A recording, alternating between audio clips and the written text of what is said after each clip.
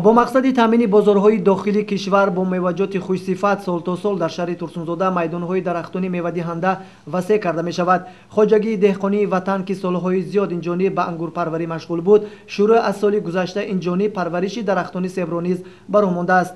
دهقانی اصیل باغ و تاک پروری نامدار پروفسور فخری دانشگاه اگراری تاجیکستان حاجی نعمت عثمانوف تگریشه M9 را از دولت آمریکا و قزاقستان دسترس کرده به نوهای گوناگون سیب‌های شیرین و شکرین پیوند کرده است که نهالان پیوندی یک ساله علاقه حاصل را به بار آوردند. شاگرد حاجی نعمت عثمانوف غلام عطاجانوف در این باره چنین اطلاع داد.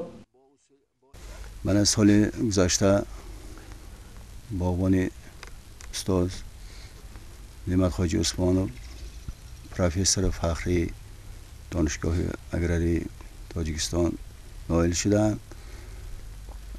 البته فکر میکنم که ارزنده هستند اون کس برابری انگور پروری ما حاضر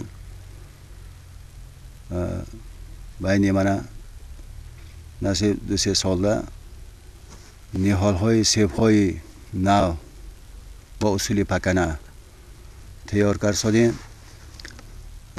خواجی بابا این اصول 3-4 سال پیش در این باره فکر اندیشه داشته بودن و از خارجه امریکا قطعی دولت قزاقستان یک جای برآوردگی تک پیوندی تگریشه M9 دسترس کردن.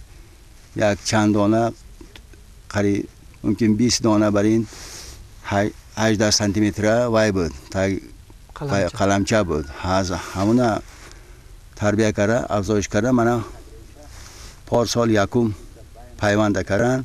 من دیده ایستادید من می یک ساله نهال علاقه جای حاصل دارد. نصیب این سیوارو علاهیده باغ تشکیل کرده با قدیمه بودگی سیب وطن خودمان را زنده کرده یافته همون نهالشه. من همین تگریش ها با پیوند کرده با اصول پیوند سیب های نوی پکنه پیدا کرد سادیم. برابر این نوهای پکنه که در مملکت خودمان با نهالا پیدا شد می البته وارداتی در باغا که از بیرون از خارج کم می شود. البته با زیاده 1000 دانه تیار شدگی پیوانده هستند. نصیب باشه من باد خواه نقل شدم پس همو منطقه که کوچت کرده می شود. برابری تشکیل کردن باقی پکنه نه باقی با یک اصول دیگر خواجی با راه ماندنیان حاضر بودگی در مملکت خودمان با باقی پکنه و البته سیم چوب و سیم کشیده استادیان.